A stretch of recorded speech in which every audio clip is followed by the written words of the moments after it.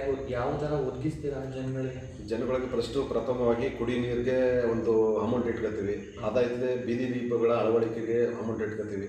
ಅದಾದ ತಕ್ಷಣ ಅದಂದರೆ ಇಲ್ಲಿ ಮೋರಿಗಳನ್ನ ವರ್ಷಕ್ಕೊಂದ್ಸತಿ ಕ್ಲೀನ್ ಮಾಡಿಸ್ತೀವಿ. ವರ್ಷಕ್ಕೊಂದ್ಸತಿ ಕ್ಲೀನ್ ಮಾಡಿ ಅದನ್ನು ಹೊರ ಸಾಗಿಸ್ಬಿಟ್ಟು ಅದಕ್ಕೆ ಪ್ರಿಫರೆನ್ಸ್ ಕೊಡ್ತೀವಿ. ಅದು ಉಳಿದಂಥ ಮತ್ತು ವಾಟರ್ಮ್ಯಾನ್ಗಳಿಗೆ ಒಂದು ಸಂಬಳಗಳನ್ನ ಮೀಸಲಿಡ್ತೀವಿ. ಅದಾದ ನಂತರ ನಾವು ಚರಂಡಿ ಮತ್ತು ರಸ್ತೆಗೆ ಉಳಿದಂಥ ಅಮೌಂಟ್ನ ಯೂಸ್ ಮಾಡ್ಕೊತೀವಿ. ಎಲ್ಲಿ ಹಿಂದೆ ಏನೋ ಒಂದು ಕೆಲವೊಂದು ಸಮಸ್ಯೆಗಳಿಂದ ಇಲ್ಲ ಜಾಗದ ಸಮಸ್ಯೆಯಿಂದ ನೀರುಗಳು ನಿಂತ್ಕೊಳ್ತಾ ಇದ್ದಾವೆ ಏನಾಗ್ತಾನೆ ಸುಮಾರು ವರ್ಷಗಳಿಂದ ಅದು ಡ್ರೈನೇಜ್ ಆಗಿ ಅದು ಎಲ್ಲ ಕುಸಿತಗೊಂಡಿರ್ತವೆ. ಅಂಥವನ್ನ ಡೆಮಾಲಿಸ್ ಮಾಡಿ ಅದು ಸಾರ್ವಜನಿಕರಿಗೆ ಯಾವುದೇ ಒಂದು ಸಮಸ್ಯೆ ಆಗದಂಗೆ ಅಲ್ಲಿ ನೀರು ನಿಂತ್ಕೋದಂಗೆ ಕಾರ್ಯನಿರ್ವಹಿಸ್ತಾ ಇದ್ದೀವಿ. ಸೊ ಸ್ವಚ್ಛತೆಗೆ ನಿಮ್ಮ ಮೇನ್ ಒತ್ತು ಕೊಡ್ತಾ ಇದ್ದೀವಿ. ಸೊ ಇವಾಗ ನರೇಗಾ ಅಂತ ಒಂದು ಕಾನ್ಸೆಪ್ಟ್ ಶುರು ಮಾಡಿದ್ರು, ಅದರಿಂದ ಕಡು ಬಡವರಿಗೆ ಅವ್ರಿಗೆಲ್ಲ ಹೆಲ್ಪ್ ಆಗ್ತಾ ಇದೆ, ಇಲ್ಲ ಅದರಲ್ಲೂ ಏನಾದರೂ ಕರಪ್ಷನ್ ನಡೀತಾ ಇದೆಯಾ? ಅದ್ರ ಬಗ್ಗೆ ನಿಮ್ಮ ಕಾಲೇಜ್?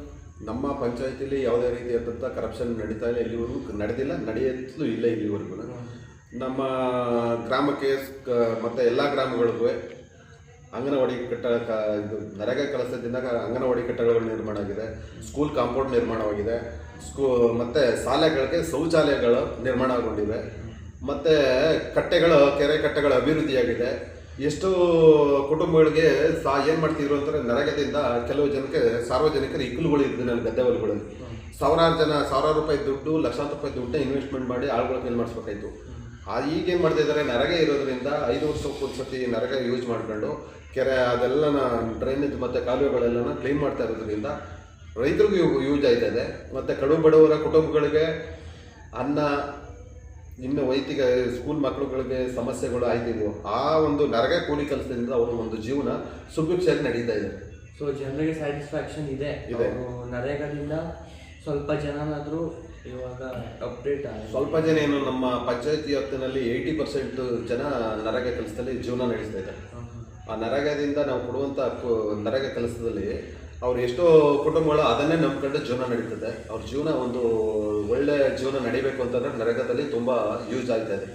ಯಾವುದೇ ರೀತಿ ಕರಪ್ಷನ್ ಇಲ್ದೇ, ಯಾವುದೇ ರೀತಿ ಇದಿಲ್ದೇ ಒಂದು ಕಡೆ ರೈತರಿಗೂ ಯೂಸ್ ಆಗ್ತದೆ. ಇಕ್ಲುಗಳು ಮತ್ತು ಕೆರೆ ಕಟ್ಟೆಗಳು ಅಭಿವೃದ್ಧಿ ಮಾಡೋದ್ರಿಂದ ನರೇಗಾದಲ್ಲಿ.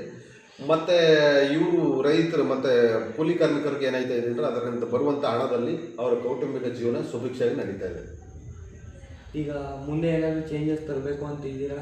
ಅದೇನಾದರೂ ಸ್ವಲ್ಪ ಹೇಳ್ಬೋದಾ ಸರ್? ಈಗ ಡ್ರೈನೇಜ್ಗಳು ಮತ್ತು ಬೀದಿ ದೀಪಗಳು ಯಾವ ರೀತಿ ಅಳವಡಿಕೆ ಮಾಡ್ತಾ ಇದ್ದೀವಿ ಅಂದರೆ, ಹಿಂದೆ ಬೀದಿ ದೀಪಗಳನ್ನ ಒಂದು ಸತ ಹಾಕ್ತಿದ್ವು. ನಾವು ಈಗ ಏನಂತೀವಿ, ತಳಗೋದಿ ಮತ್ತು ಕಾಯ್ಗಾಪುರ, ದೇವಿಪುರ 3 ಊರನ್ನ ಡಿವೈಡ್ ಮಾಡಿದ್ದೀವಿ. ಪ್ರತಿ ಒಂದು ತಿಂಗಳಲ್ಲಿ 10 ದಿವಸ ಗ್ರಾಮಗಳ ವಿಸಿಟ್ ಕೊಟ್ಟವನು ಬಲ್ಬ್ ಎಲ್ಲಿ ಹೋಗಿದೆ, ಏನು ಸಮಸ್ಯೆ ಆಗಿದೆ ಅದನ್ನು ನೋಡಿಕೊಂಡು ಸಾರ್ವಜನಿಕರಿಗೆ ಕತ್ತಲಲ್ಲಿ ನೈಟಲ್ಲಿ ತಿರ್ಗಾಡೋಕ್ಕೆ ಸಮಸ್ಯೆ ಆಗಬಾರ್ದು ಅಂತ ಆ ಎಲ್ಲೆಲ್ಲಿ ಪಾಯಿಂಟ್ಗಳಲ್ಲಿ ಬಲ್ಬ್ ಹೋಗಿರ್ತಾ ಅದನ್ನು ಹೊರಟೆ ಹೋಗಿ ವಿಸಿಟ್ ಕೊಟ್ಟು ಅವ್ನು ನೋಡಬೇಕು. ಆ ಥರ ನೇಮಕ ಮಾಡಿ ಯಾವುದೇ ರೀತಿ ಬೀದಿ ದೀಪಗಳ ಸಮಸ್ಯೆ ಆಗದಂಗೆ ನಿರ್ವಹಣೆ ಮಾಡಿದ್ದೀವಿ. ಸೊ ಇವಾಗ ಜನರುಗಳು ಅರ್ಜಿ ಸಲ್ಲಿಸ್ತಾರೆ, ಅವ್ರಿಗೇನೇ ಪ್ರಾಬ್ಲಮ್ ಇದ್ರು ಅದ್ರ ಬಗ್ಗೆ ನೀವು ಬೇಗ ಕಾಲ್ ತಗೋಬೇಕಾಗುತ್ತೆ. ಆ ಥರ ಏನು ಮಾಡ್ತಾರೆ? ಫಸ್ಟು ಅರ್ಜಿಗಳು, ಸಣ್ಣ ಪುಟ್ಟ ಅರ್ಜಿಗಳನ್ನ ಸಮಸ್ಯೆಗಳನ್ನ ಅಲ್ಲೇ ಬಗೆಹರಿಸ್ತೀವಿ. ಕೆಲವೊಂದು ಈ ಸ್ವತ್ತುಗಳು ಬರ್ತವೆ. ಈ ಸ್ವತ್ತುಗಳು ಸಮಸ್ಯೆಗಳು ಮೊದಲೇ ನಡೀತು 911A 911B ಅಂತ ಇಶ್ಯೂ ಮಾಡ್ತಿದ್ವು. ಇವಾಗ ಏನಾಗಿದೆ, ಸೆಂಟ್ರಲ್ ಗೌರ್ಮೆಂಟ್ ಏನು ಮಾಡಿದೆ ಅಂದರೆ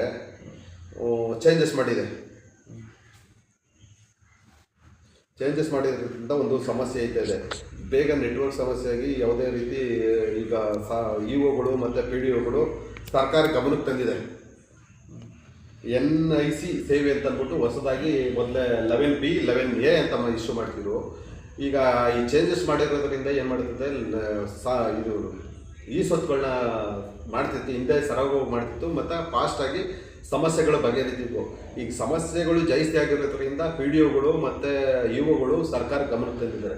ಅದನ್ನು ಸರ್ಕಾರದ ಗಮನಕ್ಕೆ ತಂದು ಸರ್ಕಾರದ ಮಟ್ಟದಲ್ಲಿ ಚರ್ಚೆ ಆಗಿದೆ. ಅದನ್ನು ಬದಲಾವಣೆ ಮಾಡೋಕ್ಕೆ ಗ್ರಾಮ ಪಂಚಾಯತಿ ಗ್ರಾಮಗಳ ಪಂಚಾಯತಿಯ ಸಚಿವರಾದಂಥ ಪ್ರಿಯಾಂಕಾ ಖರ್ಗೆ ಅವರು ಅದ್ರ ಬಗ್ಗೆ ಚರ್ಚೆ ಮಾಡಿ ಅದನ್ನು ಚೇಂಜಸ್ ಮಾಡ್ತೀವಿ ಅಂತ ಒಂದು ಭರವಸೆ ಇಟ್ಟಿದ್ದಾರೆ. ಅದೇನಾರ ಆಯಿತು ಅಂತಂದರೆ ನಾವು ಸಾರ್ವಜನಿಕರಿಗೆ ಇನ್ನೂ ಫಾಸ್ಟಾಗಿ ನಾವು ಈ ಸ್ವತ್ತುಗಳನ್ನ ಡಿಸ್ಟ್ರಿಬ್ಯೂಟ್ ಮಾಡೋಕ್ಕೆ ಮತ್ತು ಸಾರ್ವಜನಿಕರಿಗೆ ಕುಂದುಕೊರತೆಗಳ ಹೆಲ್ಪ್ ಆಯ್ತದೆ ತುಂಬ. ಸೊ ಇವಾಗ ಗ್ರಾಮ ಪಂಚಾಯತಿ ಮೆಂಬರ್ ಆಗಿ ಬಿಟ್ಟಾಕಿ ನೀವು ಆ್ಯಸ್ ಅ ಪರ್ಸನ್ ನೀವು ಏನಾದರೂ ಸಮಾಜ ಸೇವೆ ಮಾಡಿರೋದು ಒಂದು 2 ಪಾಯಿಂಟ್ ಹೇಳ್ಬೋದಾ? ಯಾರಿಗಾದ್ರೂ ಏನಾದರೂ ಈ ಪ್ರಾಬ್ಲಮ್ ಸಾಲ್ವ್ ಮಾಡಿಕೊಟ್ಟಿದ್ದೀನಿ, ಜನಗಳಿಗೆ ಸ್ಯಾಟಿಸ್ಫೈ ಆಗಿದೆ ನನ್ನಿಂದ ಆ್ಯಸ್ ಎ ಸೋಷಿಯಲ್ ವರ್ಕರ್ ಅಂತ? ಸರ್ ಫಸ್ಟು ನಮ್ದೇನಪ್ಪ ಅಂತಂದ್ರೆ ಬಾಕಿದು ಏನೇ ಸಮಸ್ಯೆ ಇದ್ರೆ ಬಗೆಹರಿಸೋದ್ರಿಂದ ಕುಡಿ ನೀರು ಸಮಸ್ಯೆ ಇತ್ತು. ನಾವು ಫಸ್ಟು ಪ್ರೈವೇಟ್ನವ್ರ ಹತ್ರ ಹೋಗಿ ಮಾತಾಡಿ ಬೇಸಿಗೆನಲ್ಲಿ ಕುಡಿಯೋ ನೀರು ಸಮರ್ಪಕವಾಗಿ ಕೊಡಿಸಿದ್ದೀನಿ ಅನ್ನೋದು ಒಂದು ಖುಷಿ. ನಮ್ಮ ಗ್ರಾಮದಲ್ಲಿ ಸುಮಾರು ವರ್ಷಗಳಿಂದ ಸ್ಮಶಾನ ಇದ್ದಿರಲಿಲ್ಲ. ಅದು ತಹಸೀಲ್ದಾರರಾದಂಥ ವಿಜಯಣ್ಣವರು ಇದ್ದರು ಇದೆ. ಅವ್ರ ಸಹಕಾರದಿಂದ ಮತ್ತು ಗ್ರಾಮಸ್ಥರ ಸಹಕಾರದಿಂದ ನಾನು ಅದೊಂದನ್ನು ಬೇಗ ಮಾಡಿದ್ದೀನಿ ಅನ್ನೋ ತೃಪ್ತಿ ನನಗಿದೆ. ಸೊ ಒಂದು ವಿಲೇಜ್ ಡೆವಲಪ್ಮೆಂಟ್ ಆಗಬೇಕು ಅಂದರೆ ಎಲ್ಲ ಮೆಂಬರ್ಸ್ದು ಕೋಆರ್ಡಿನೇಷನ್ ಇರಬೇಕು. ಸೊ 19 ಜನ ಮೆಂಬರ್ಸನ್ನು ಇದ್ದೀರಾ ಅಂತ ಹೇಳಿದ್ವಿ. ಕೋಆರ್ಡಿನೇಷನ್ ಹೆಂಗಿದೆ? ಗಂಡು ಹೆಣ್ಣು ಅನ್ನೋ ಇದು ನಾವು 19 ಜನ ಮೆಂಬರ್ ಇದ್ದೀವಿ. ಅದರಲ್ಲಿ ಒಬ್ಬರು ಅಧ್ಯಕ್ಷರು, 11 ಜನ ಲೇಡೀಸು, 8 ಜನ ಜೆಂಟ್ಸ್ ಅಂತ ಹೇಳಿದ್ವಿ.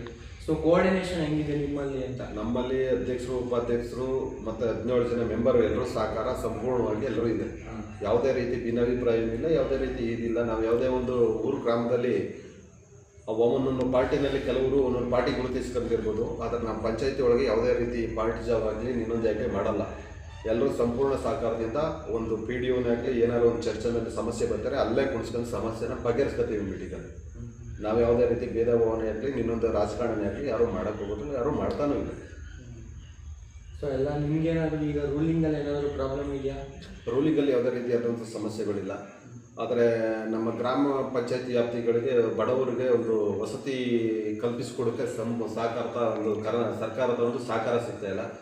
ಹಿಂದೆ ನಾವು ಬಂದಂಥ ಹೊಸದರಲ್ಲಿ ಒಂದು ಬಸವಸತಿ ಯೋಜನೆಯನ್ನು ಬಿಟ್ಟರೆ ನೀನು ಯಾವುದೇ ರೀತಿಯಾದಂಥ ವಸತಿ ಯೋಜನೆಗಳನ್ನು ನಮ್ಮ ಸರ್ಕಾರ ಬಿಟ್ಟಿಲ್ಲ. ಆದ್ದರಿಂದ ಬಡವರಿಗೆ ಮನೆ ಕಟ್ಟೋಕ್ಕೆ ಎಷ್ಟೋ ಜನ ಬಡವರು ನಮ್ಮ ಹತ್ರ ರಿಕ್ವೆಸ್ಟ್ ಅಂತ ಇದ್ದಾರೆ. ನಮ್ಮ ಹಂತದಲ್ಲಿ ಆಗುವಂಥ ಸಿಚುವೇಶನ್ ಇದ್ದೀರಾ ಅದನ್ನು ಅಲ್ಲೇ ಸಮಸ್ಯೆ ಬಗೆಹರಿಸುವ.